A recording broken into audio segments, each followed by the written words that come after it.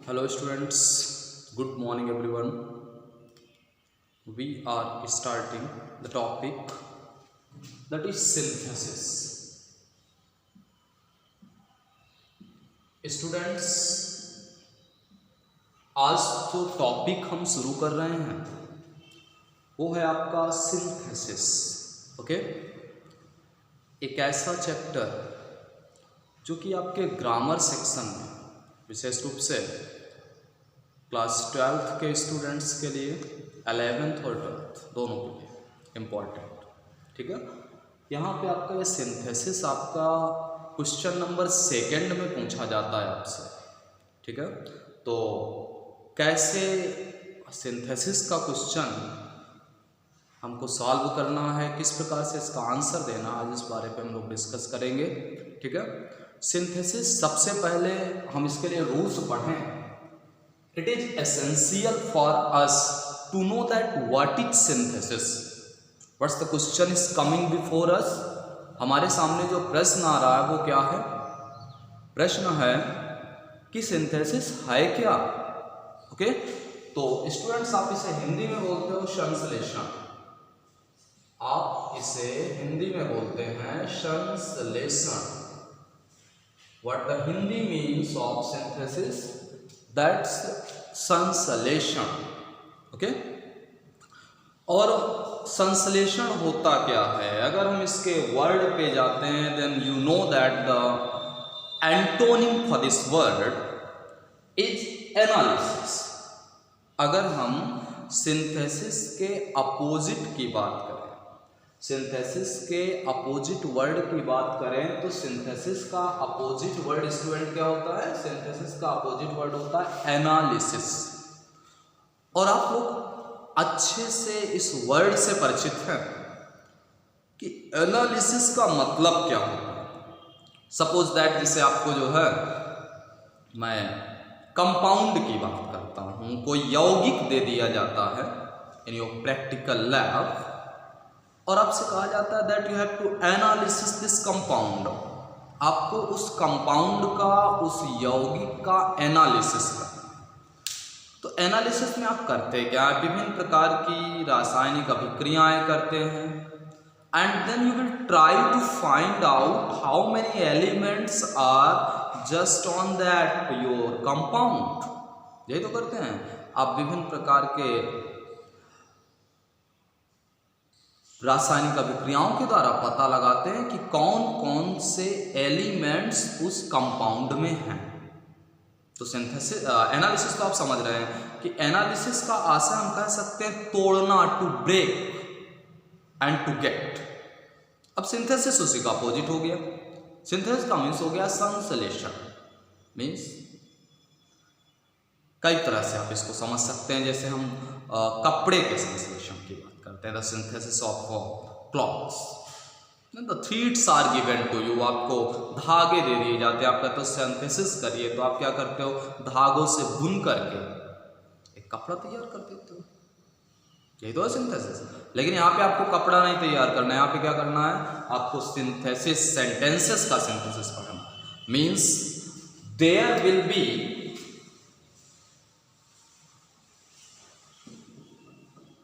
two or more than two. There will be two or more than two simple sentences before. आपके पास one simple sentence and another simple sentence. दो या दो से अधिक simple sentences होते हैं.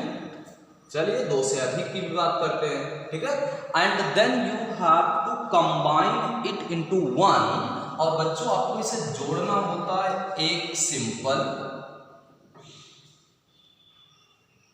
और कंपाउंड और complex. That is synthesis. Means क्या है? आपके पास दो या दो से अधिक सिंपल सेंटेंसेस दिए हो सकते हैं और उन दो या दो से अधिक सिंपल सेंटेंसेस को जोड़कर एक सिंपल, कंपाउंड या कॉम्प्लेक्स सेंटेंस बना देना ही सिंथेसिस कहलाता है. And if you talk about the grammatical definition of this word synthesis, then you will say synthesis is, now we are talking about the grammatical definition of synthesis. So look here carefully. Synthesis is the combination. What I am writing? Synthesis is the combination of two or more than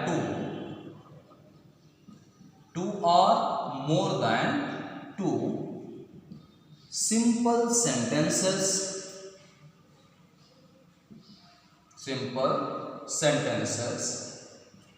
into one simple,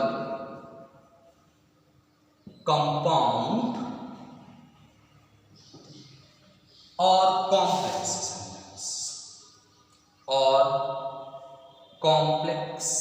sentence. This is the grammatical definition of synthesis. Synthesis is the combination, संश्लेषण जोड़ना, किसको?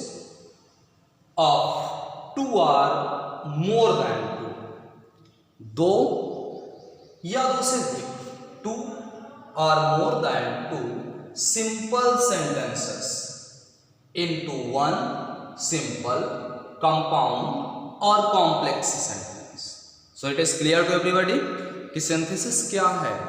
आपके पास दो या दो से अधिक simple sentences होंगे और आपको उन दो या दो से अधिक सिंपल सेंटेंसेस को जोड़कर क्या बनाना है स्टूडेंट्स? एक सिंपल, कंपाउंड या फिर कॉम्प्लेक्स सेंटेंस बनाना है। ठीक है, तो सिंथेसिस क्या है? टोटली हम कह सकते हैं कि सिंथेसिस, सर अगर हमसे कोई पूछेगा कि what is synthesis, then generally we can say that synthesis is the combination of sentences. Means synthesis के दौरान हम करते क्या हैं? सिंथेसिस में क्या करते हैं हम? सिंथेसिस में हम वाक्यों को आपस में जोड़ने का काम करते हैं। And to connect those sentences we follow some rules and those rules I will tell. ठीक है, वाक्यों को जोड़ने के लिए नहीं कि वाक्य उठाया कैसे भी उसको कनेक्ट करा दिया, ये काम नहीं होगा हमारा। हमें वाक्य को जोड़ने के लिए कुछ रूल्स फॉलो करने पड़ते हैं और वही हम सिंथेसिस चैप्टर के अंतर्गत करेंगे। ठीक है, I am just giving only one example for you. एक एग्जांपल आपके सामने रखूंगा मैं। ठीक है, कि कैसे हम इस पर सेंटेंसेस को ऐड करते हैं, कनेक्ट कराते हैं। Then this is SEP means a separated sentence. What the means of SEP? A separated sentence, and that is the boy went to school. This is first separated sentence before you. The boy went to school. लड़का school गया. And what is the second separated? He wanted to study there. This one is the second separated sentence.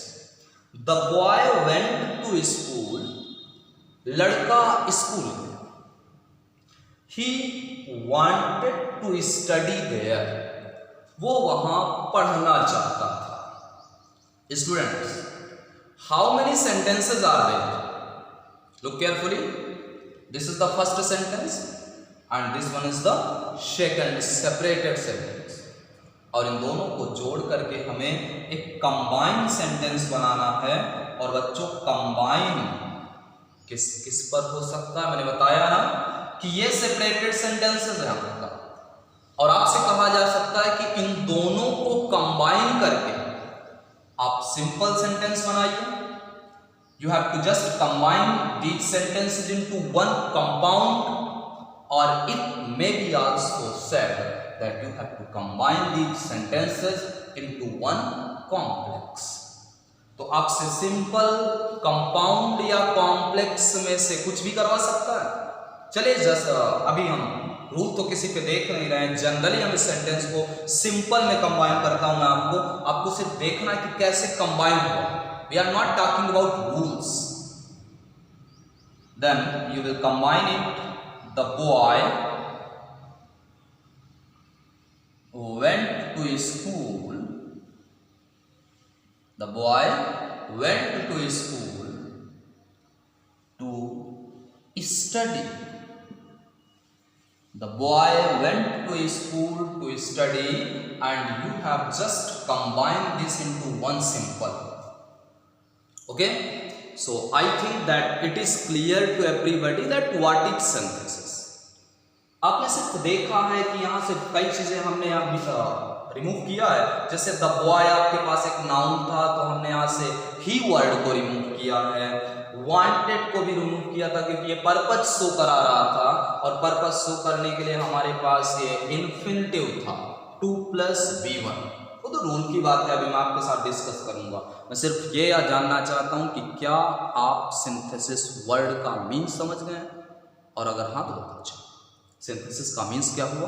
Synthesis means connecting of 2 or more sentences। But remember a fact, anyone can ask question from you कि बच्चों ये बताइए जो sentence हमें combine करने के लिए दिए जाते हैं वे सेंटेंसेस कौन से सेंटेंस होते हैं? Then you have to answer. Sir जो सेपरेटेड सेंटेंस दिए जाएंगे हमें वो होंगे कौन से? सिंपल सेंटेंसेस होंगे। What is that? जो सेपरेटेड सेंटेंसेस आपको दिए जाएंगे वो कौन से सेंटेंसेस होंगे? सिंपल सेंटेंसेस होंगे। ठीक है, once again I am telling you, जो सेंटेंस आपको दिए जाएंगे ऐड करने के लिए, कनेक्ट कराने के लिए, वो आपके कौन से सेंटेंस? तो आपका रिप्लाई होगा कि वो होगा हमारा सिंपल सेंटेंस। जो सेंटेंसेस आपको दिए जाएंगे वो कौन से सेंटेंस होंगे? सिंपल सेंटेंस होंगे। बच्चों अब प्रॉब्लम अराइज ये होती है कि चलिए हम कई बच्चों के साथ हमने ऐसे डिस्कस किया, तो जो सेंटेंस को कनेक्ट कराने का उनका जॉब है, बहुत अच्छा होता है, बहुत अच्छे से कनेक्ट कराते हैं। बट प्रॉब्लम अराइज होती है अगर उनसे कोई पूछ लेता है that you have to tell what is simple sentence. What's the question? प्रश्न होता है कि सिंपल सेंटेंस क्या होते हैं। ठीक है, और जब आपके सामने एक प्रश्न आता है कि सिंपल सेंटेंस क्या होते हैं, तो कई लोग वो 5 टाइप्स ऑफ सेंटेंसेस में पहुंचते हैं। But remember a thing, simple sentence की डेफिनेशन बिल्कुल सेपरेट मैं आपको देने वाला हूं, और कम से कम सिंपल सेंटेंस का टॉपिक हम करें उसके पहले डेफिनेशन ऑफ सिंपल तो सभी को आ जाए। तो सिंपल सेंटेंस की डेफिनेशन क्या होती है? A sentence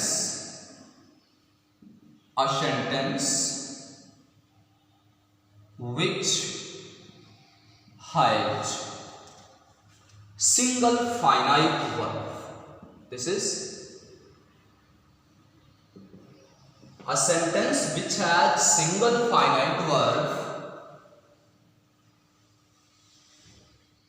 is called a simple sentence। A simple sentence। If another verb is used, if another verb is used,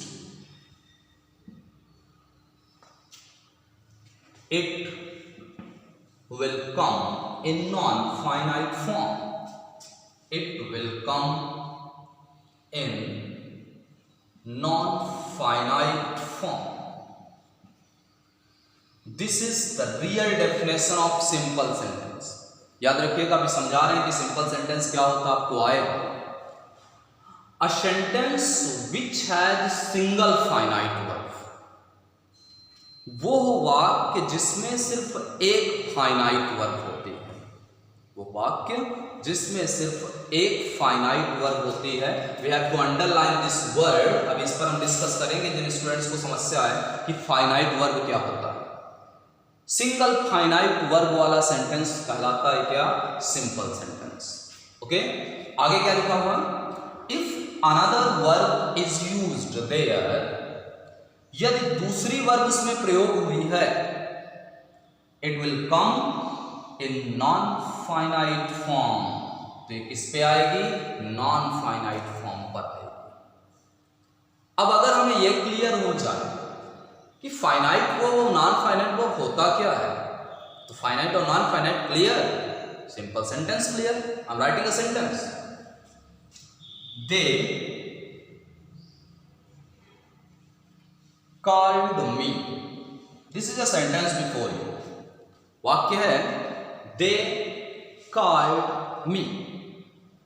और इस सेंटेंस में अगर आपसे कोई पूछे what type of sentence is this, simple, compound or complex, then what you will answer? आपको उत्तर देना होगा कि ये सिंपल सेंटेंस है, बट आपको अकॉर्डिंग टू डेफिनेशन इस परिभाषा के आधार पर एक क्लियर आउट करना होगा कि सिंपल सेंटेंस है कैसे। ओके, अगर वर्ब की बात करें तो आप सभी को ज्ञात है कि इस सेंटेंस में वर्ब है आपके पास कार्ड, और इसे आप बोलेंगे V two, second form of the verb. Y card is given here, that is, अगर आप एक प्रश्न और भी आपसे पूछा जा सकता है, आपसे कोई पूछ ले कि चलिए कॉल्ड इस पे वर्ब है, identify the tense in the given sentence. आप इस सेंटेंस में टेंस को आइडेंटिफाई कर लो, then what you will answer? Repeat the students, what you will answer? आपका उत्तर होगा सिंपल पास्ट टेंस। क्या होगा आंसर आपका? सिंपल पास्ट टेंस, या उसी का दूसरा नाम आप क्या लेते हो? Past indefinite. Yes, past indefinite. तो पास्ट इंडेफिनिट टेंस आप इसको कहोगे। What is that special thing by seeing which? वो वस्तु कौन सी है, वो विशेष क्या है इस पर, जिसको देख करके आपको ये पता चल गया कि ये पास्ट इंडेफिनिट टेंस है? और वो और कुछ नहीं है, ये आपका V2 है। क्या है? V2 है, वर्ब का सेकेंड फॉर्म है। क्यों? क्योंकि V2 को आपने देखा और आपने क्लियर कर लिया कि यहां पर पास्ट इंडेफिनिट टेंस है। So students, this is your finite verb. Is that clear to everybody? ये है आपकी फाइनाइट वर्ब। कैसे पता चला? फाइनाइट वर्ब का मीन्स ही होता है main verb. What is finite verb? Finite verb कौन होता है? Main verb. और ये मेन वर्ब है कि नहीं है? यस, मेन वर्ब है। और अगर फाइनाइट वर्ब की डिफिनेशन आपसे कोई पूछ ले, दैट डिफाइन फाइनाइट वर्ब, तो क्या बोलोगे आप? फाइनाइट वर्ब क्या होती है, डिफाइन करिए। तो आप बोलेंगे a verb that is used according to the subject and tense.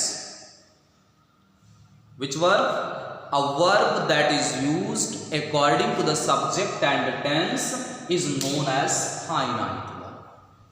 Finite verb जो आपकी होती है बच्चों, ये आप यहाँ कार्ड को भी देख लो, तो कार्ड आपका सब्जेक्ट दे के अकॉर्डिंग भी आया हुआ है, और कार्ड आपका इस टेंस के अकॉर्डिंग भी आया हुआ है। तो हम कह सकते हैं कि फाइनाइट वर्ब पे आपके सब्जेक्ट और आपके टेंस का जोर हुआ करता है। जिस वर्ब पे सब्जेक्ट और टेंस का एम्फेसिस होता है, किसका प्रेशर होता है? सब्जेक्ट और टेंस का दबाव होता है, वो आपकी होती है फाइनाइट वर्ब। ओके, तो फाइनाइट वर्ब क्या है? कॉल्ड है। और आप देख रहे हैं ना कि इस सेंटेंस में सिर्फ एक ही तो फाइनाइट वर्ब है, और अगर एक फाइनाइट वर्ब है तो ये कौन सा सेंटेंस कहलाएगा स्टूडेंट्स?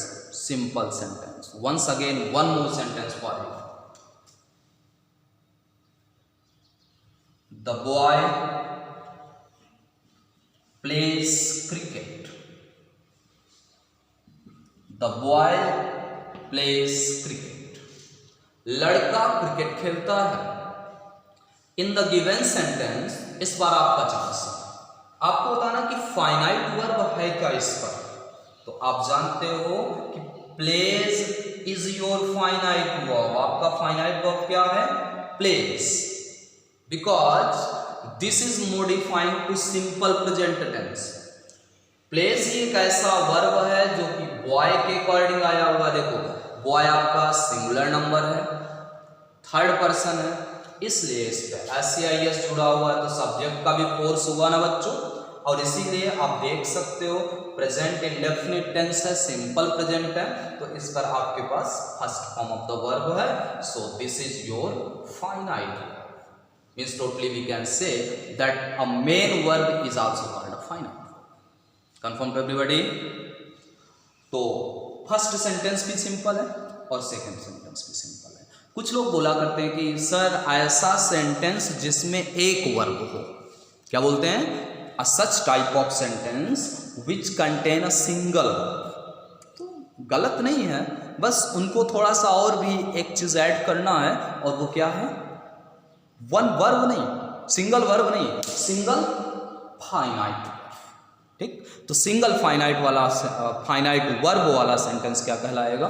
सिंपल सेंटेंस कहलाएगा। ओके बच्चों, now we are talking about these two words. अभी आपने सिंपल सेंटेंस की डेफिनेशन क्लियर, कंप्लीटली क्लियर नहीं किया। क्यों? क्योंकि अभी तो यहां तक का पार्ट आपका कंप्लीट हुआ। A sentence which has single finite verb is called a simple sentence. सभी लोग मेरे साथ तैयार भी करेंगे। A sentence which has a single finite verb is called a simple sentence. Now the remaining definition. If another verb is used, यदि दूसरी verb प्रयोग हुई है, then that will come in non-finite form. तो आइए देखते हैं कि दूसरी वर्ब जो प्रयोग हुई है वो कैसे नॉन फाइनाइट फॉर्म पर आ रही है। तो इसके पहले हम फाइनाइट वर्ब तो क्लियर करें कि फाइनाइट वर्ब हो। Now the chance for finite verb. और अब स्टूडेंट्स आपके पास चांस है जानने का कि फाइनाइट वर्ब होता क्या है। आपको मैंने समझाया, but now the chance for definition. A verb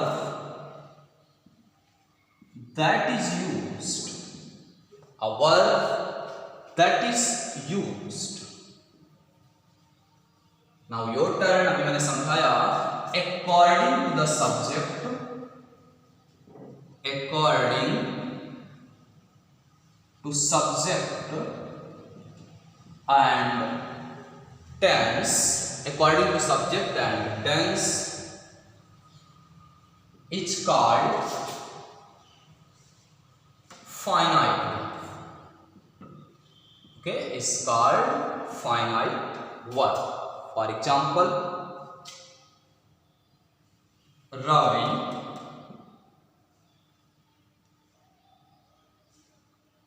inserts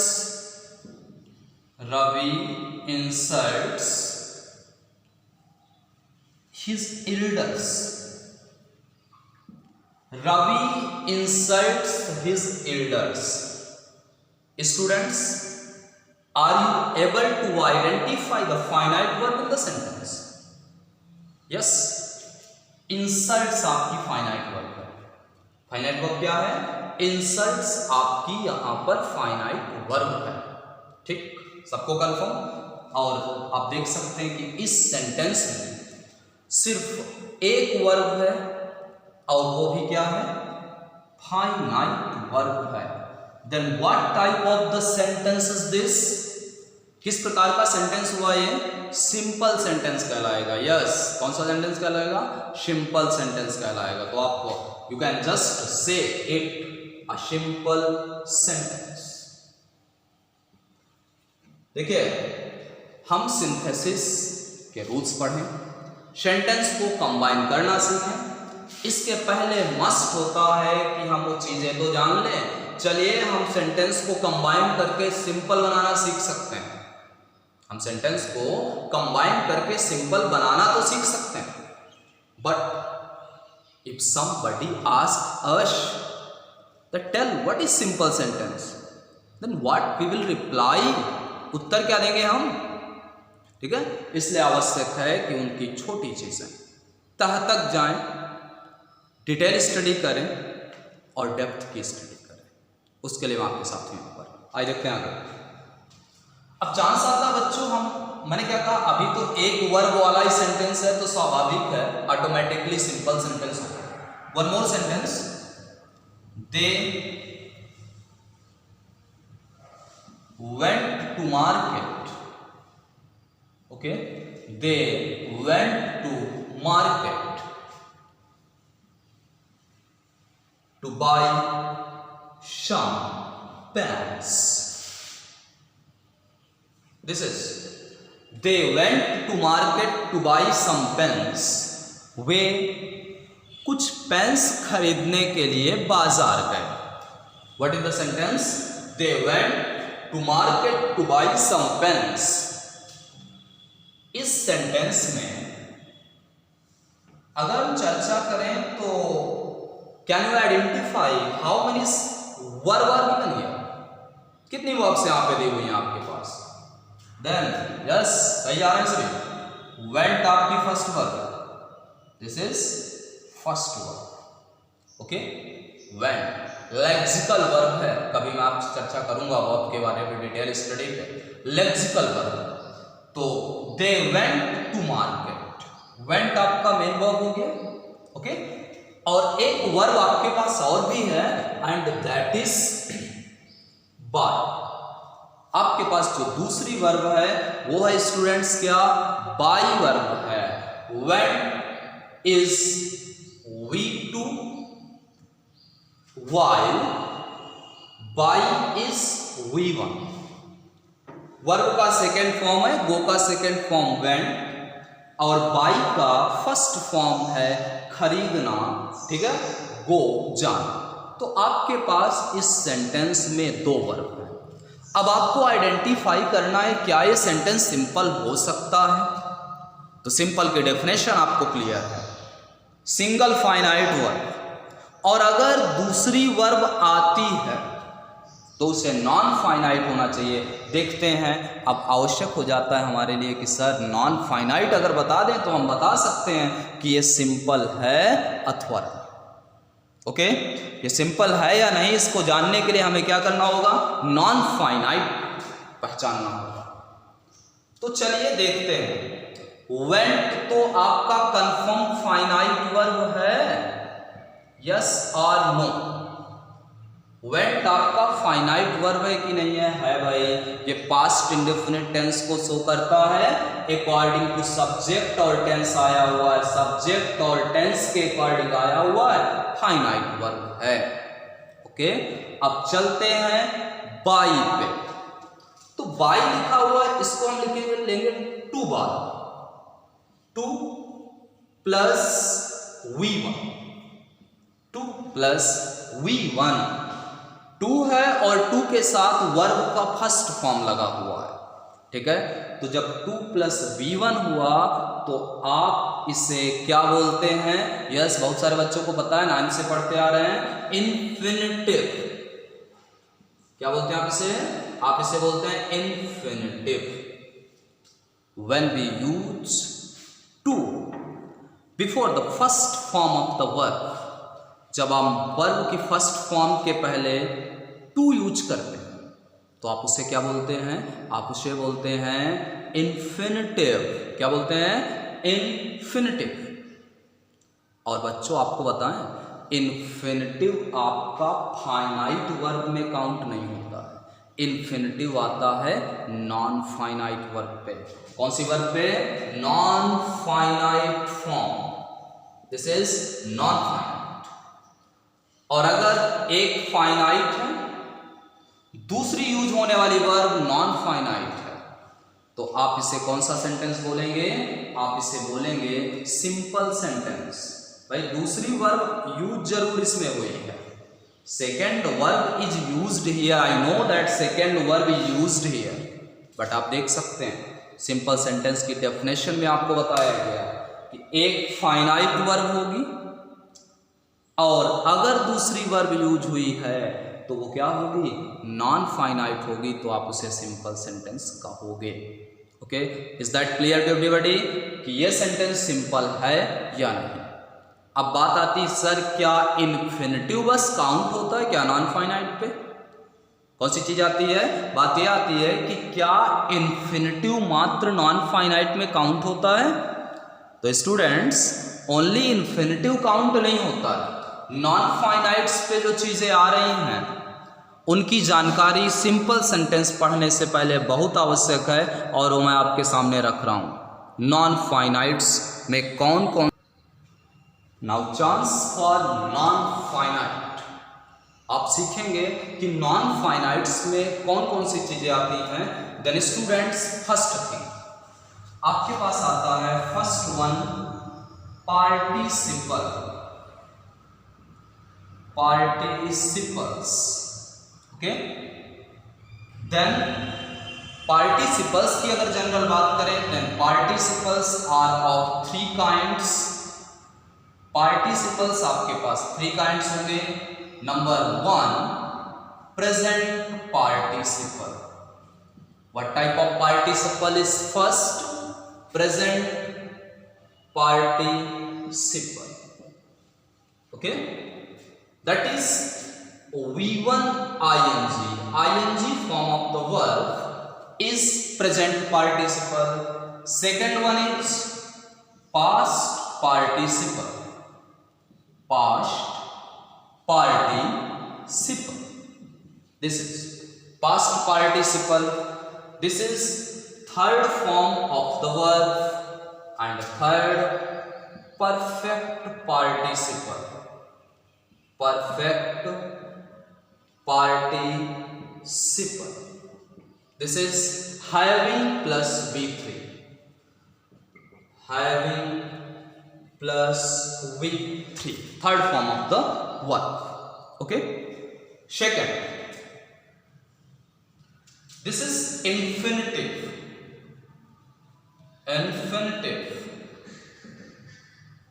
2 plus V1। आगे आप लोग मेरे साथ जुड़े रहेंगे तो मैं भी बताऊंगा कि वर्ब के फर्स्ट फॉर्म के पहले टू कभी कभार नहीं भी लगता और आप उसे इन्फिनिटिव बोलते हो। ठीक है, हम वर्ब पे डिटेल स्टडी पे करेंगे इसको। ठीक है, और ऐसे इन्फिनिटिव को बोलते हैं बेयर इन्फिनिटिव। व्हाट स्टूडेंट्स, मैंने कहा कि जनरल तो इन्फिनिटिव बनता है वर्ब के पहले टू लगने से, V1 के पहले टू लगने से। But in some situations there will not be 2 before V1 and that will be infinitive, और उसे बोलते हैं क्या? bare infinitive. Okay, third thing gerund, gerund. This is V1 ing, gerund. Okay, The table what I have given here, आपके पास जो भी ये लिखा हुआ है first, second and third, all these are known as non finites. ठीक है, ये सभी क्या कहलाते हैं? नॉन फाइनाइट्स कहलाते हैं।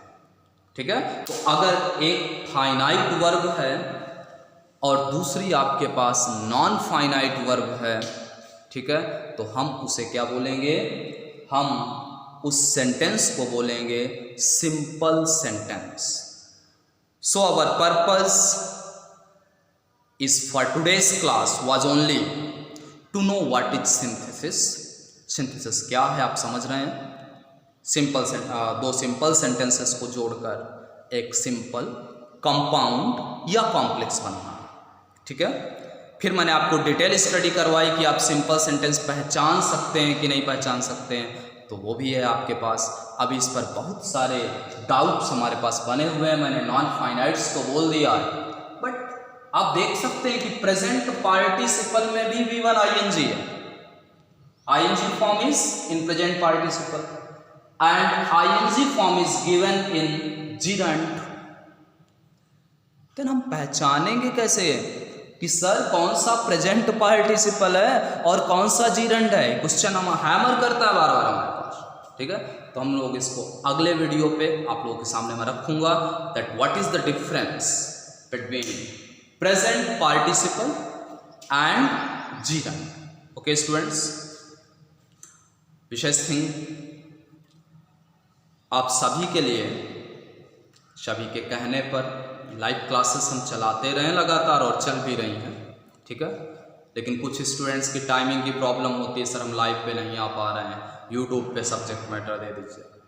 तो आप लोगों के कहने पर मेरा एक फर्स्ट वीडियो था आप लोगों के लिए जो मैं आपको यूट्यूब में सेंड करने वाला हूँ, ठीक है। और ट्राई किया है मैंने अपनी तरफ से, आई होप आप सभी को पसंद आएगा, ठीक है। और जहाँ कहीं भी थोड़ा बहुत आपको लगे कि सर ये और इम्प्रूवमेंट हो सकता है, तो आप सभी की सजेशंस इनवाइट है मेरे पास, आप उसमें इम्प्रूवमेंट से संबंधित बता सकते हैं कि सर यहाँ पे थोड़ी सी चीज़ें और, ठीक है। प्रयास करेंगे अगले वीडियोस पे और अच्छा करने का आप लोगों के लिए, बशर्ते किन सिचुएशंस पे वीडियो मैं आपके सामने रख रहा हूँ आप अच्छे से जानते हो कि ऑफलाइन क्लास चलती है और मुझे किसी को बताने की आवश्यकता नहीं पड़ती है कि टाइमिंग क्या है, बच्चे कैसे हैं, क्या पढ़ते हैं, आप सभी जानते हो, ठीक है।